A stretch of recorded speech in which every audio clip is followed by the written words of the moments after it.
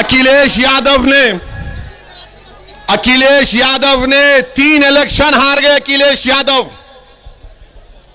14 का, 17 का और 19 का 3 इलेक्शन अखिलेश यादव हार चुके हैं। और अगर आप अपने वोट की कीमत और अहमियत को नहीं समझेंगे तो फिर नुकसान आपका होगा, अखिलेश यादव का नहीं होगा। अखिलेश यादव आराम से बैठे। अखिलेश यादव के घर पर आकर कोई नारा नहीं लगाता कि अखिलेश कब्रिस्तान या पाकिस्तान के नारे सुनना हमारे मुकद्दर में लिखा हुआ है।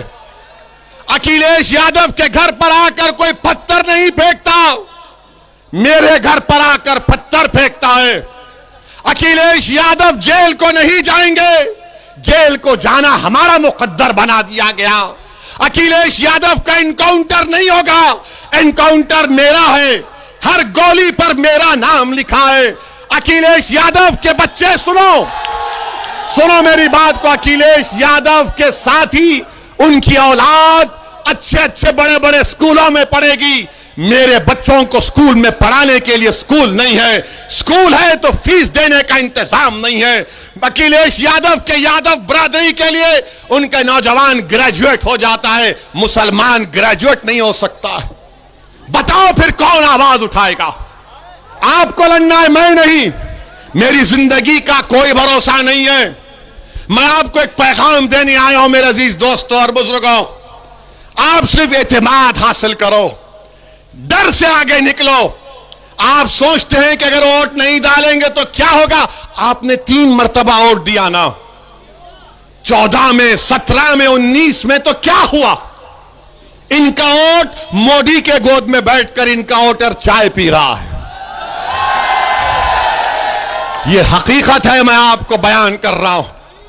मेरे अजीज दोस्तों और बुजुर्गों, जो लोग हम पर इल्जाम लगाते हैं, बताओ इन दलील जो दिया हूं ये सच है या झूठ है? इस पर कोई जवाब नहीं दे सकते। बिहार में हम इलेक्शन लड़े तो बिहार के असेंबली के इलेक्शन में भी यही 80-20% के लोग शुरू हो गए। ओवैसी लड़ रहा है, बीजेपी आ जाएगी, बीजेपी आ जाएगी। बिहार में आरजेडी और कांग्रेस और माले का अलायंस हुआ। करीब 70 सीट पर कांग्रेस लड़ी और मंजलिस 19 सीट पर लड़ी। 19 में हमने 5 पर कामयाबी हासिल की और जो बचे सीटें थीं उसमें 9 पर कांग्रेस और राजद कामयाब हो गए, 6 पर नीतीश और मोदी कामयाब हो गए। हमारी वजह से नहीं हुए। अब बिहार में 2 विधानसभा का बाई इलेक्शन हो रहा है। जो बिहार में ओवैसी को गालियां देते थे, क्या क्या बकवास बकते थे, क्या क्या इल्जामात मुझ पर लगाए, मैंने उन तमाम इल्जामात लगाने वालों को अल्लाह के हवाले कर दिया हूं। अल्लाह फैसला करेगा उसका इंशाअल्लाह ताला। उस वक्त अब बिहार में 2 विधानसभा के बाई इलेक्शन हो रहा है। 30 नवंबर को पोलिंग है। 1 साल पहले तक ओवैसी को गाली देने वाले आज कांग्रेस और आरजेडी एक दूसरे का मुकाबला कर रहे हैं। बताओ आप, इनकी मुनाफिकत देखिए, इनका ड्रामा देखिए।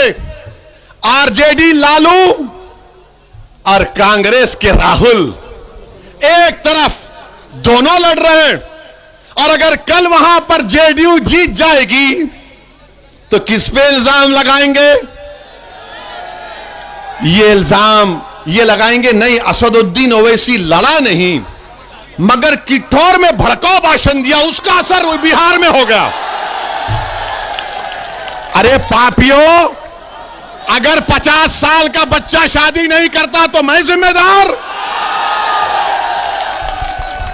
कल भैंस और गाय दूध नहीं देगी तो मैं जिम्मेदार? सुबह में मुर्गी तहज्जुद में बांग नहीं देगी तो मैं जिम्मेदार?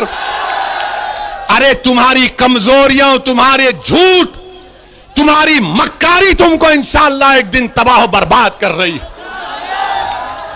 अब आप बताइए, बिहार में कांग्रेस और लालू एक दूसरे से मुकाबला कर रहे हैं और यहां पर आकर कह रहे हैं ओवैसी वोट काटने आया है।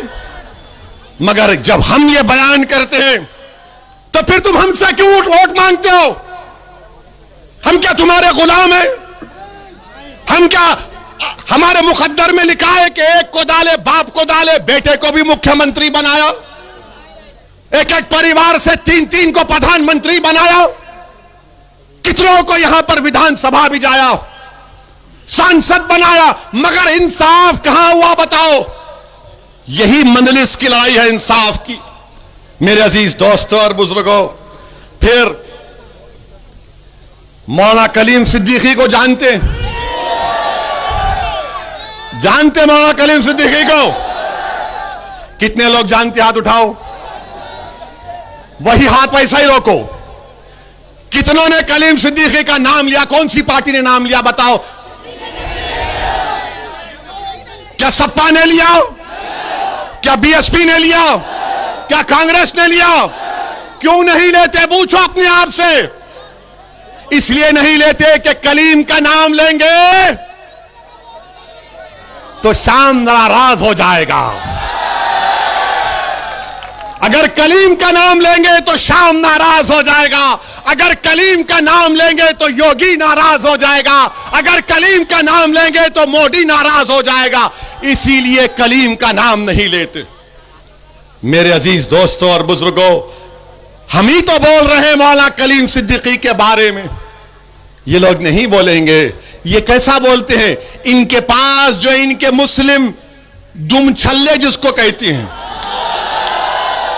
इनको बुलाते हैं कमरे में, अकेले बात करके बोलते हैं, देखो तुम एक बयान दे दो। आज ओवैसी ने किटौर में कहा तुम एक छोटा सा बयान दे दो। जब वो बेचारा मुसलमान हिम्मत करके कहेगा नेताजी आप कह दीजिए ना, हमारा मुसलमान खुश हो जाएगा, तो बोले नहीं नहीं नहीं, अगर हम बोलेंगे तो मोदी और योगी नाराज हो जाएंगे, उनका वोट नहीं मिलेगा। मगर हम वोट डालने वाले हैं। आप 3 इलेक्शन में वोट डाले, 14, 17 और 19, 22 में वो गलती मत करो। आप दोबारा वो गलती मत करिए खुदा के लिए। हमारा मामला क्या है मुसलमानों का?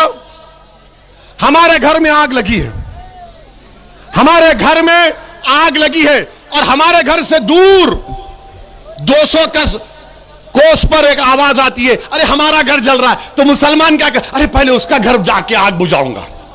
और हम वो घर को आग बुझाते हैं, वो घर वाले को बचा लेते हैं। जब वापिस आते देखते उसका घर खंडेर बन चुका है, राख में सब जल गया।